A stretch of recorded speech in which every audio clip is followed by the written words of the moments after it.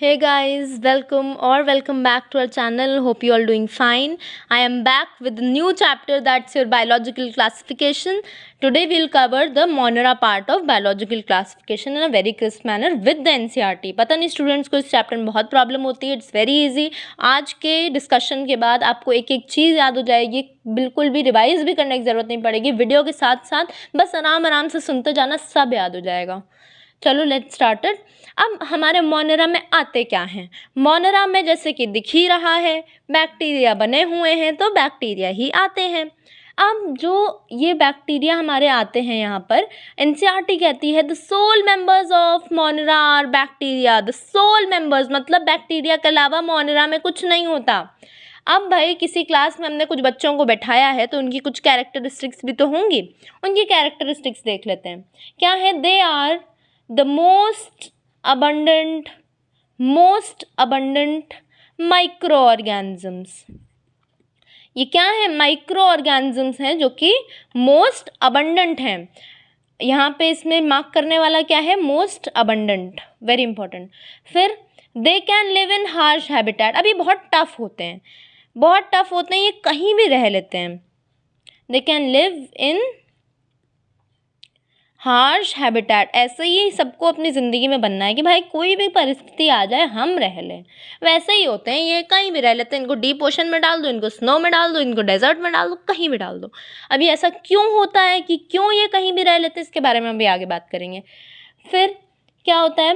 Many of them are parasites. Many मतलब बहुत सारे. Many of them are parasites. इसमें इंपॉर्टेंट कीवर्ड क्या है? Many of them.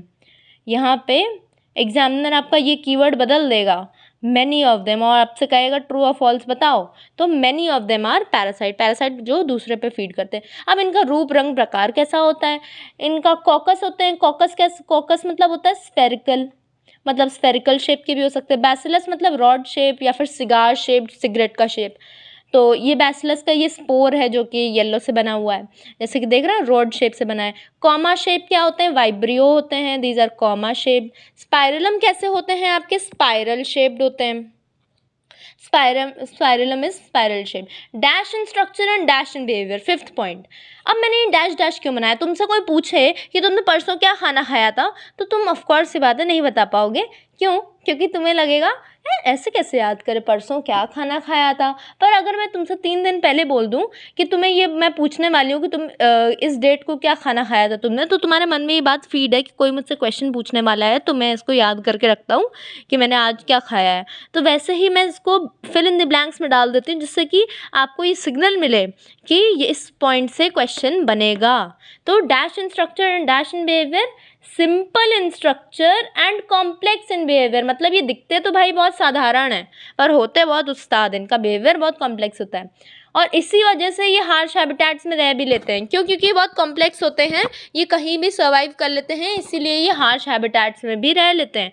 फिर इनकी मेटाबॉलिक डाइवर्सिटी बहुत डाइवर्स है. ये मेटाबॉलिकली ये कुछ भी खा सकते हैं, किसी भी टाइप का न्यूट्रिशन फॉलो कर सकते हैं, ऑटोट्रॉफ भी हो सकते हैं, हेटरोट्रॉफ भी हो सकते हैं. तो मेटाबॉलिकली डाइवर्स है, इसीलिए कहीं भी रह लेते हैं. मतलब कोई भी इंसान तब कहीं भी रह लेगा ना जब वो वेजिटेरियन भी हो, नॉन वेजिटेरियन भी हो, तो उसको कुछ भी मिलेगा वो खा लेगा, वो कच्चे पत्ते भी खा लेगा, है ना. Just to explain. ठीक है. फिर मोड ऑफ न्यूट्रिशन इनका कैसा होता है? ऑटोट्रॉफ भी होता है, हेटरोट्रॉफ भी होता है. वही मैंने बताया, मेटाबॉलिकली डाइवर्स होते हैं. ऑटोट्रॉफ भी होते हैं, हेटरोट्रॉफ भी होते हैं. ऑटोट्रॉफ क्या होते हैं? ऑटोट्रॉफ वो होते हैं जो अपना खाना खुद बना ले. हेटरोट्रॉफ जो किसी पे डिपेंडेंट होते हैं.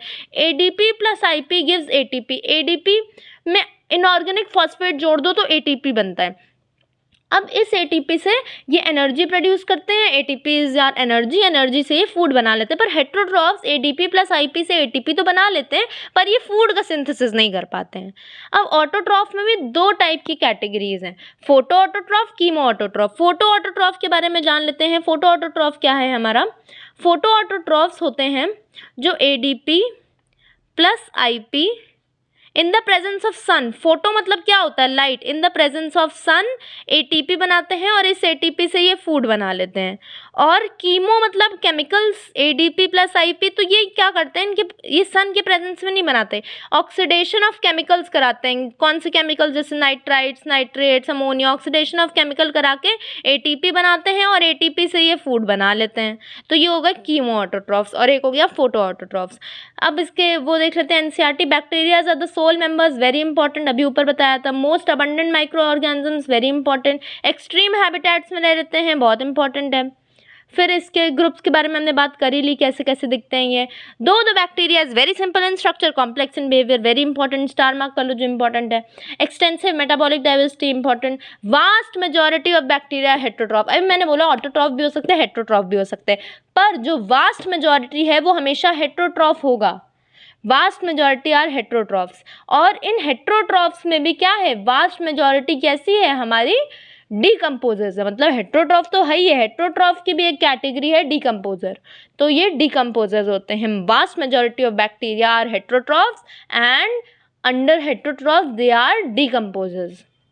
मोनेरा को हमने दो कैटेगरीज में बांटा हुआ है, आर्की बैक्टीरिया और यू बैक्टीरिया। यू बैक्टीरिया को हम ट्रू बैक्टीरिया बोलते हैं, आर्की बैक्टीरिया को हम ट्रू बैक्टीरिया नहीं बोलते हैं। आर्की बैक्टीरिया माने एंशिएंट बैक्टीरिया है, A for Archie, A for ancient, ये एंशिएंट बैक्टीरिया है हमारे आर्की बैक्टीरिया। फिर हम बात करते हैं आर्की बैक्टीरिया की कैरेक्टरिस्टिक्स की। कैरेक्टरिस्टिक्स क्या है, ये भाई प्रोकैरियोट्स होते हैं हमारे, इसीलिए मैंने बोला पुराने bacteria, these are prokaryotes. Habitat कैसा होता है, यही होते हैं जो एक्सट्रीम कंडीशंस में रह लेते हैं। यू बैक्टीरिया सारे एक्सट्रीम कंडीशंस में नहीं रह सकते, आर्की बैक्टीरिया सारे एक्सट्रीम कंडीशंस में रह लेंगे। तो सॉल्टी एरियाज में जो रह लेते हैं उनको बोलते हैं हम हैलोफाइल्स। हैलो मतलब होता है सॉल्ट, हैलोजेंस जैसे केमिस्ट्री में बोलते हैं ना सॉल्ट फॉर्मिंग, इसीलिए उनको हैलोजेंस बोला जाता है, हैलो मतलब सॉल्ट। फिर मार्शी एरियाज में जो ले लेते हैं उनको बोलते हैं मेथनोजेंस। अब ये मेथनोजेंस जो है कुछ रूमिनेंट एनिमल्स के गट में प्रेजेंट होते हैं जो उनको डाइजेशन में हेल्प करते हैं। रूमिनेंट मतलब जो जुगाली करने वाले एनिमल्स होते हैं, जैसे गाय भैंस, उनका मुंह हमेशा देखो चलता ही रहता है, तो ये उनके उसमें गट में प्रेजेंट होते हैं। They are responsible for the production of biogas. Biogas क्या होता है, वो जो डंग होता है ना उनका, उसमें से बायोगैस का प्रोडक्शन कराया जाता है। हाई टेम्परेचर में जो बैक्टीरिया रहते हैं उनको बोलते हैं thermo acidophiles. Thermo acidophiles, thermo मतलब ही टेम्परेचर होता है। फिर इनका यूनिक फीचर क्या है, भाई इनका एक यूनिक फीचर है जिस वजह से ये इतने एक्सट्रीम कंडीशन में सर्वाइव कर लेते हैं। वो यूनिक फीचर क्या है, इनकी जो सेल वॉल है वो पेप्टाइडोग्लाइकन्स और पॉलीसेक्राइड्स की बनी होती है। और some archaebacteria have histone proteins also. Histone proteins क्या है, जो हमारे डीएनए को रैप करने में मदद करते हैं ना, तो हमने ये पढ़ा होगा सेल वाले चैप्टर में कि जो प्रोकैरियोट्स होते हैं उनके पास हिस्टोन प्रोटीन एब्सेंट होता है। पर आर्की बैक्टीरिया कुछ ऐसे बैक्टीरिया हैं जिनमें सम स्पीशीज में हिस्टोन भी पाया गया है in spite of they being prokaryotes. ठीक है, आर्की बैक्टीरिया में अब एनसीईआरटी में देख लेते हैं, बस इंपॉर्टेंट लाइन ये है, different cell wall composition. NCERT आपकी पेप्टाइडोग्लाइकन्स और पॉलीसेक्राइड्स के बारे में मेंशन नहीं करती है। फिर ये देख लेते हैं कि ये बायोगैस का प्रोडक्शन कराते हैं from the dung of these animals. Eubacteria को हम also called as true bacteria, अभी ऊपर बताया था। You bacteria are also known as true bacteria. If the bacteria is motile, अगर कोई बैक्टीरिया चल रहा है, अगर वो मोटाइल है, तो वो सिर्फ और सिर्फ एक स्ट्रक्चर की वजह से मोटाइल है, जो कि है उसका flagella. It is motile because of only and only flagella. अगर ऑप्शन में पिला है, सीलिया, ये सब दिया हो तो वो आंसर कभी नहीं होगा। Bacterias are only and only motile due to flagella. Mode of nutrition ऊपर बताया, फोटोसिंथेटिक ऑटोट्रॉफ और कीमोसिंथेटिक ऑटोट्रॉफ कुछ भी हो सकते हैं। Cyanobacteria is a eubacteria dash, cyanobacteria is a dash, it is a eubacteria, it is not an archibacteria, it is a eubacteria। और इसको हम और क्या बोलते हैं, blue green algae, also known as blue green algae. अब ऐसा इसको क्यों बोलते हैं, क्योंकि इसके पास एक पिगमेंट होता है जो कि है क्लोरोफिल ए। आपके हायर प्लांट्स में जो प्लांट्स जो है फोटोसिंथेसिस कर लेते हैं उनके पास क्या होता है, क्लोरोफिल ए होता है, तो has pigments known as chlorophyll a similar to those of higher plants। very important keyword similar है यहाँ पे, similar, यहाँ पे एग्जामिनर आइडेंटिकल लिख देगा। आइडेंटिकल इसके केस में नहीं होता है, आइडेंटिकल यूग्लिनॉइड्स के केस में होता है। similar to those of higher plants and are photosynthetic autotrophs। Cyanobacteria का हैबिट कैसा होता है? हैबिट और हैबिटेट में देखो दो अंतर। हैबिट मतलब आदत क्या है, हैबिटेट मतलब आप रहते कहाँ हो। तो साइनोबैक्टीरिया के हैबिट क्या है? ये फिलामेंटस भी हो सकते हैं, ये इनके स्ट्रक्चर की हैबिट है, ये कैसे एग्जिस्ट करना पसंद करते हैं। फिलामेंटस भी हो सकते हैं, कॉलोनीज भी बना सकते हैं, कॉलोनियल भी हो सकते हैं ये, या फिर ये हो सकता है अकेले रहते हो, यूनिसेलुलर हो, यूनिसेलुलर भी हो सकते हैं। हैबिटेट कैसा होता है? ये मरीन, फ्रेश वाटर, टेरेस्ट्रियल सब हो सकते हैं। मरीन में भी रह सकते हैं, फ्रेश वाटर में भी रह लेते हैं, टेरेस्ट्रियल भी होते हैं। Colonies of cyanobacteria surrounded by dash. इनकी जो कॉलोनीज होती है ना, उसके एक सराउंडिंग में एक लेयर होती है जिसको हम बोलते हैं gelatinous covering. Gel like covering को gelatinous covering. And they form blooms in polluted water bodies. वो जो कभी देखा होगा ना, वो जो वाटर बॉडीज में ग्रीन ग्रीन हो जाता है, साइनोबैक्टीरिया के एग्रीगेशन होते हैं, तो वो क्या होते हैं? ब्लूम्स बनाते हैं वाटर बॉडीज में। Some of them are nitrogen fixating and have specialised cells. अब कुछ होते हैं जो root nodules of higher plants में पाए जाते हैं, जो कि उनके रूट में होते हैं। क्यों होते हैं? क्योंकि प्लांट डायरेक्टली नाइट्रोजन को फिक्स नहीं कर सकता, तो ये क्या कराते हैं, ये जो बैक्टीरिया होते हैं ये प्लांट से कहते हैं मैं तुम्हारे लिए नाइट्रोजन फिक्स कर दूंगा, तुम मुझे खाना और शेल्टर दे देना। तो ठीक है, ये भाई इन्होंने डील कर ली। स्पेशलाइज्ड सेल्स होते हैं जो कि होते हैं heterocyst. Heterocyst are your specialised cells. और ये किसमें एग्जाम्पल क्या है? Anabaena and Nostoc. Anabaena and Nostoc दो ऐसे टाइप के बैक्टीरिया हैं जिनमें ये पाए जाते हैं। और भी बैक्टीरिया होते हैं, राइजोबियम भी होता है आपका, लेकिन हेट्रोसिस्ट किसमें इसमें पाई जाती है? एनाबिना और नॉस्टॉक में। अब देखते हैं कि हमने नॉस्टॉक का स्ट्रक्चर बनाया। नॉस्टॉक की कुछ सेल्स हैं, उसमें से कुछ स्पेशलाइज्ड सेल्स हैं जिनको हम हेट्रोसिस्ट बोलते हैं, और साइड में जो येलो से बनी है वो क्या है? इनकी जिलेटिनस कवरिंग है। तो अब क्या होता है, जो बाकी की सेल्स हैं एनाबिना और नॉस्टॉक की, तो बाकी की सेल्स जितनी भी हैं उनमें क्या है? PS1 और PS2 दोनों प्रेजेंट है, और हेट्रोसिस्ट में सिर्फ PS1 होता है। ये हमने फोटोसिंथेसिस वाले चैप्टर में देखा है कि भाई PS1 और PS2 क्या होता है। PS1 हमारा सिर्फ और सिर्फ जो है हमारा ऑक्सीजन को रिलीज नहीं कराता, और PS2 जो है वो ऑक्सीजन को भी रिलीज कराता है। तो अगर हेट्रोसिस्ट में हमारी एक एंजाइम होती है जो कि नाइट्रोजनेज एंजाइम होती है, जो कि इस बैक्टीरिया को हेल्प करती है नाइट्रोजन फिक्सेशन में। तो अगर नाइट्रोजनेज एंजाइम है यहाँ पर, और मैंने कहा कि nitrogenase enzyme is sensitive to oxygen, तो क्या तुम हेट्रोसिस्ट में PS2 को रखोगे? क्यों नहीं रखोगे? क्योंकि PS2 ही तो ऑक्सीजन रिलीज करा रहा है, और जो नाइट्रोजनेज एंजाइम है that is not protected by oxygen. मतलब वो ऑक्सीजन अगर नाइट्रोजनेज एंजाइम में मिल गया तो वो एंजाइम खराब हो जाएगी, डेनेचर हो जाएगी। तो इसलिए क्या होता है, हेट्रोसिस्ट में हमारा सिर्फ और सिर्फ PS1 होता है, और बाकी सेल्स में PS1 और PS2 दोनों होते हैं। हेट्रोसिस्ट में ही हमारी एंजाइम होती है नाइट्रोजनेज एंजाइम। बस इतनी बात याद कर लो कि heterocyst has nitrogenase enzyme. Chemosynthetic autotrophic bacteria oxidise nitrates. जो मैंने ऊपर इनऑर्गेनिक फॉस्फेट लिखे थे वो कैसे कैसे होते हैं? नाइट्रेट्स, नाइट्राइट्स एंड अमोनिया, ये सब वो ऑक्सीडाइज करके अपना खाना बना लेते हैं। They use the release energy for food production.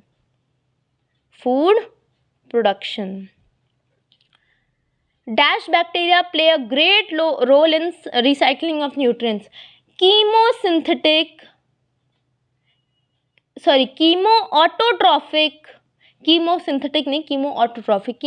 Is something different. Chemoautotrophic bacteria play a great role in recycling of nutrients. याद रखना, कीमोऑटोट्रॉफिक। एग्जामिनर यहाँ पे कीमो हेट्रोट्रॉफिक कर देगा। कीमोऑटोट्रॉफिक। हेट्रोट्रॉफिक बैक्टीरिया आपके मोस्ट अबंडेंट, अभी ऊपर बताया था, जो आपके बैक्टीरिया होते हैं ऑटोट्रॉफिक हेट्रोट्रॉफिक दोनों होते हैं, पर मोस्ट अबंडेंट हमारे हेट्रोट्रॉफ्स होते हैं।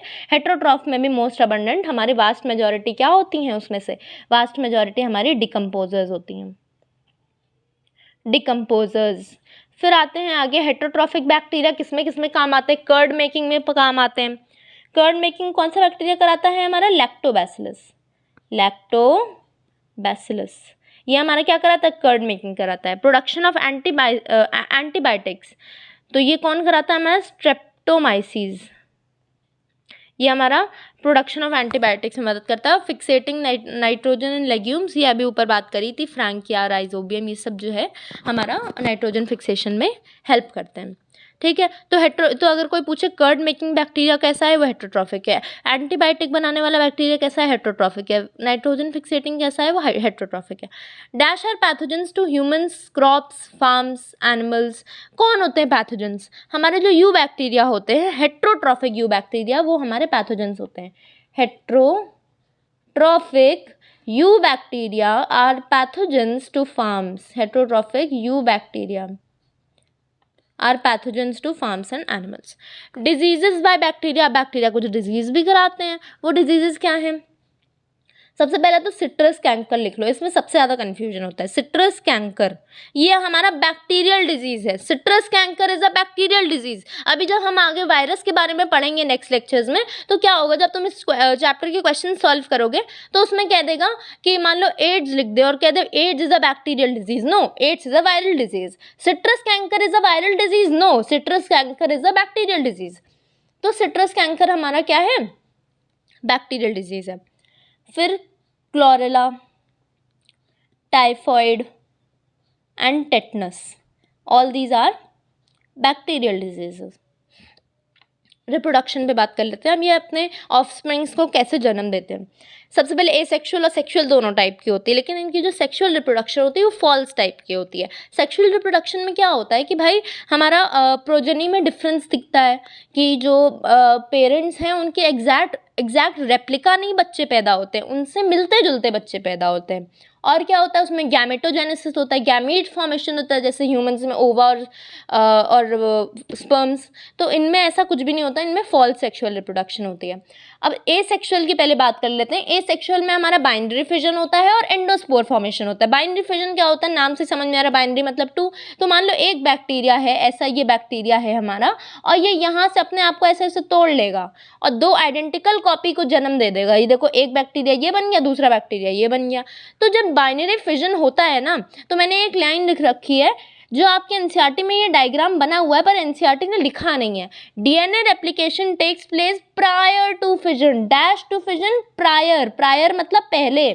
जो डीएनए रेप्लिकेशन, आप ये देखो, ये डीएनए है, ये डीएनए है, तो डीएनए पहले ही रेप्लिकेट हो चुका है दोनों में, फिर फिजन हो रहा है। डीएनए का रेप्लिकेशन पहले ही हो चुका है, 2 सेल्स में अलग अलग डीएनए जा चुका है और फिर वो बीच से टूट रही हैं। तो DNA replication takes place prior to fission. फिर बाइनरी फिजन मेनली होता है। फिर हमारा एंडोस्पोर फॉर्मेशन भी होता है, takes place in unfavourable conditions. जब मान लो ये बहुत हार्श कंडीशंस में है, जहाँ पे सर्वाइव नहीं कर पा रहे हैं, तो ये क्या करते हैं? एंडोस्पोर फॉर्मेशन करते हैं। अनफेवरेबल कंडीशंस, ये जो स्पोर होता है ना, ये बहुत ही रेजिस्टेंट होता है और इसमें वाटर कंटेंट जो होता है ना, वाटर रिटेंशन, ये बहुत कम होता है। एक इसमें सब्सटेंस भी होता है, CADP है, पर ये सब आपके एनसीईआरटी में नहीं दिया है। बस आप इतना याद रखो कि एंडोस्पोर फॉर्मेशन होता है, अनफेवरेबल कंडीशंस में होता है और ये बहुत ही रेजिस्टेंट स्ट्रक्चर होता है, जो स्पोर बनता है, इसीलिए तो वो अनफेवरेबल कंडीशंस में सर्वाइव कर रहे हैं। सेक्शुअल रिप्रोडक्शन कैसा होता है? प्रिमिटिव टाइप, जैसे मैंने बोला ना अभी, फॉल्स सेक्सुअल रिप्रोडक्शन होता है, तो वैसे क्या होता है सेक्सुअल रिप्रोडक्शन में? Actually primitive type of DNA transfer, DNA का ट्रांसफर करते हैं प्रिमिटिव टाइप का। फिर आता है रेस्पिरेशन। फैकल्टेटिव एनारोब्स भी होते हैं, फैकल्टेटिव एरोब्स भी होते हैं। फैकल्टेटिव मतलब वर्ड का क्या होता है? ऑप्शनल। 2 वर्ड्स होते हैं, फैकल्टेटिव एंड ऑब्लिगेट। फैकल्टेटिव मतलब होता है ऑप्शनल और ऑब्लिगेट मतलब होता है स्ट्रिक्टली कि यही ये होता है। फैकल्टेटिव मतलब होता है ऑप्शन है, ऑब्लिगेट मतलब स्ट्रिक्टली यही फॉलो होता है। अब फैकल्टेटिव एरोब मतलब क्या होता है? They are anaerobes but can be optionally aerobe too। इसका क्या मतलब है कि फैकल्टेटिव एरोब्स का क्या मतलब है कि भाई ये जो है ज़्यादातर तो वैसे एनारोब्स हैं, लेकिन एक मैं इसको सिलेक्ट कर लें, वैसे तो ये एनारोब्स हैं, लेकिन अगर ज़रूरत पड़ी, जैसे मैंने कहा ना, ये अपने आप को किसी भी कंडीशन में हैबिटेट मतलब बना लेते हैं कि भाई कुछ भी कंडीशन डाल दो तो मैं अपने आप को एडजस्ट कर लूँगा। तो दे आर एनारोब्स, मतलब ज़्यादातर ये एनारोब्स हैं, फैकल्टेटिव एरोब्स, लेकिन ये ऑप्शनली जो हैं हमारे एरोबिक भी हो सकते हैं। मतलब इनसे कहो कि तुम पसंद क्या है, तो ये कहेंगे भाई तुम मुझे एनारोबिक कंडीशन में रख दो जहाँ पे ऑक्सीजन ना हो। लेकिन अगर तुम इनसे कहो नहीं मैं तुम्हें एरोबिक में ही रखूँगा, तो ये कहेंगे ठीक है मुझे कोई दिक्कत नहीं है, मैं ठीक है मैं एरोबिक में भी रह लूँगा। तो फैकल्टेटिव एनारोब का इसका उल्टा मतलब होगा, खुद सोच के लिखो। फैकल्टेटिव एनारोब का क्या मतलब होगा? दे आर अरोब्स, मतलब ऑक्सीजन में रहना पसंद करते हैं, but can optionally be anaerobes, मतलब ये पसंद तो एरोबिक कंडीशन में रहना पसंद करते हैं, लेकिन इनसे कह दो अगर तुम्हें बिना ऑक्सीजन के रख दे तो तुम रह लोगे, तो कहते हैं हाँ ठीक है मैं रह लूँगा। अब माइकोप्लाज्मा या फिर पीपीएलओ की बात कर लेते हैं। माइकोप्लाज्मा को ही हम पीपीएलओ बोलते हैं, प्लूरोनिमोनिया लाइक ऑर्गेनिज्म। इसका फुल फॉर्म क्या है? Pleuropneumonia like organism, completely lack cell wall. अब हम इसकी कैरेक्टरिस्टिक्स देखते हैं, इनके पास सेल वॉल होती ही नहीं है। और सोचो सेल वॉल हमारी क्या काम करती है? रिजिडिटी प्रोवाइड करने का काम करती है ना, तो ये बहुत फ्लेक्सिबल होते हैं, किसी भी शेप में बन सकते हैं, किसी भी शेप में। तो इसको हम जोकर भी बोलते हैं कि भाई तुम जोकर हो, तुम किसी भी शेप में बन जाते हो। तो therefore they are called as joker. और ये जोकर की स्पेलिंग, एक minute, joker JOKER, joker of plant kingdom. भाई ये प्लांट किंगडम के क्या कहलाते हैं? जोकर, क्योंकि ये किसी भी शेप में अपने आप को बना लेते हैं, कुछ भी शेप बना लेते हैं ये, इनके पास कोई सेल वॉल नहीं होती है। प्लूरोमॉर्फिक होते हैं। अब ये जो कुछ भी शेप बनाने के हमारे फिनोमिना को क्या बोलते हैं? प्लूरोमॉर्फिज्म। प्लूरोमॉर्फिज्म उस फिनोमिना को बोलते हैं जो कि कुछ भी शेप बना सकता है। प्लूरोमॉर्फिक होते हैं। पेनिसिलिन रेजिस्टेंट होते हैं, मतलब अगर किसी को माइकोप्लाज्मा से इन्फेक्शन हो जाए तो शायद वो इतना डेंजरस हो कि हम उस पर कोई भी दवाई काम ही नहीं करेगी उस पर। क्यों? क्योंकि ये पेनिसिलिन रेजिस्टेंट भी हैं। जब भी बीमार होते हैं ज़्यादातर एंटीबायोटिक्स खाते हैं। अब ये एंटीबायोटिक से भी जो है मरते नहीं है। क्यों नहीं मरते? क्योंकि इनके पास सेल वॉल है ही नहीं। और तुम जैसे ही मारने की कोशिश करोगे, मान लो यहाँ पे बैठा है बैक्टीरिया, तुमने इसको मारने की कोशिश करी, ये ऐसे अपना शेप बदल लेगा, तो ये मरते हैं ही नहीं। Pathogenic to both plant and animals, मतलब ये इन्फेक्शन किसमें? प्लांट एंड एनिमल्स दोनों में करा देते हैं ये। रेस्पिरेशन ऑफ माइकोप्लाज्मा ये कैसे होते हैं? फैकल्टेटिव एनारोब्स होते हैं ये। इसका मतलब अभी ऊपर बताया ही था क्या, कि ये एरोबिक में रहना पसंद करते हैं, पर फैकल्टेटिव ऑप्शनली एनारोब्स भी हो सकते हैं। सर्वाइव विदाउट ऑक्सीजन, मतलब ये बिना ऑक्सीजन के भी सर्वाइव कर सकते हो। तो सोचो तुम कैसे मारोगे इनको पेनिसिलिन से भी, जब ये बिना ऑक्सीजन के भी सर्वाइव कर ले रहे हैं। अब इसका एक पीपीएलओ अपने नाम में ही तुम्हें सब कुछ बता दे रहा है। इसकी कैरेक्टरिस्टिक्स याद करने के लिए एक बहुत अच्छा सा मैंने ट्रिक बनाई है। पीपीएलओ क्या है? P for प्लूरोमॉर्फिक,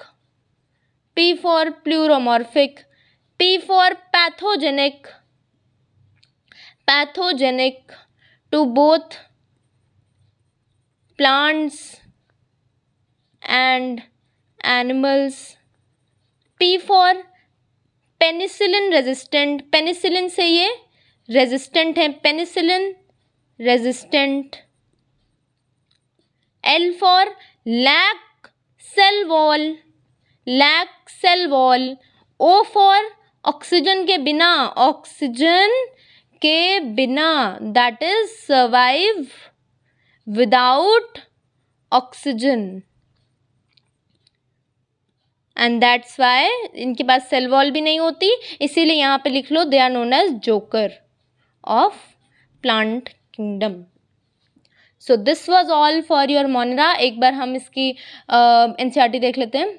you bacteria, thousands of different bacteria होते हैं, इनको हम ट्रू बैक्टीरिया कहते हैं। इनके पास रिजिड सेल वॉल होती है। And if motile there is a flagellum, अगर ये मोटाइल हैं तो सिर्फ और सिर्फ फ्लैजुला की वजह से है। Chlorophyll that is similar to green plants, बहुत इंपॉर्टेंट है, similar to green plants. Colonial filamentous, fresh water, marine water, ये सब पढ़ लिया। जिलेटिनस शीट होती है, ब्लूम्स बनाते हैं, फिक्स एटमॉस्फेरिक नाइट्रोजन करते हैं, हेट्रोसिस्ट भी होता है। नॉस्टॉक एंड एनाबिना के बारे में बात कर लिया। कीमोसिंथेटिक ऑटोट्रॉफिक बैक्टीरिया रिसाइक्लिंग में मदद करते हैं, ऊपर लिख दिया था मैंने, chemosynthetic autotrophic. Nitrates, nitrites, ammonia, ऊपर फिल इन द ब्लैंक्स में पढ़ा दिया है। प्ले अ ग्रेट रोल, इसको ग्रेट को सर्कल कर लो। They play a great role in nutrient recycling, heterotrophic bacteria are most abundant in nature. Heterotrophic bacteria कैसे होते हैं हमारे? मोस्ट अबंडेंट होते हैं, और उनमें से भी इंपॉर्टेंट आर डिकम्पोजर्स। हेटरोट्रॉफिक तो होते ही होते हैं, उनमें क्या होते हैं? डिकम्पोजर्स होते हैं। Curd to milk, antibiotics, fixation of nitrogen, ये सब पढ़ लिया है हमने। पैथोजेंस होते हैं सम ऑफ देम, हाँ very important, some of them are pathogens. यहाँ पे ऊपर मैंने क्या पढ़ाया था? इसमें दो मोनरा में दो कीवर्ड आते हैं, many of them are parasites, ऊपर पढ़ाया था, many of them are parasites and some of them are pathogens. Some of them are pathogens, many of them are parasites. Bacteria mainly produce कैसे करते हैं? मेनली को underline कर लो। Mainly कैसे reproduce करते हैं ये? फिजन से। अनफेवरेबल कंडीशन में स्पोर बनाते हैं, सॉर्ट ऑफ सेक्सुअल रिप्रोडक्शन होता है, primitive type of DNA transfer होता है, ऊपर पढ़ा दिया। माइकोप्लाज्मा वो होते हैं जो कंप्लीटली लैक सेल वॉल होता है, स्मॉलेस्ट होते हैं, इसको अंडरलाइन करो यहाँ पे। स्मॉलेस्ट लिविंग सेल नोन होता है that can survive without oxygen. Smallest keyword, smallest. And mycoplasma pathogenic to both plants and animals. यहाँ पे एग्जामिनर लिख देगा mycoplasma is pathogenic to only animals, तो वो भी गलत है। ओनली प्लांट्स, वो भी गलत है। They are pathogenic to both plants and animals. So this was all for your Monera kingdom. और सब कुछ आई होप क्लियर हो गया होगा, एक एक चीज़ याद भी हो गई होगी इसी लेक्चर में।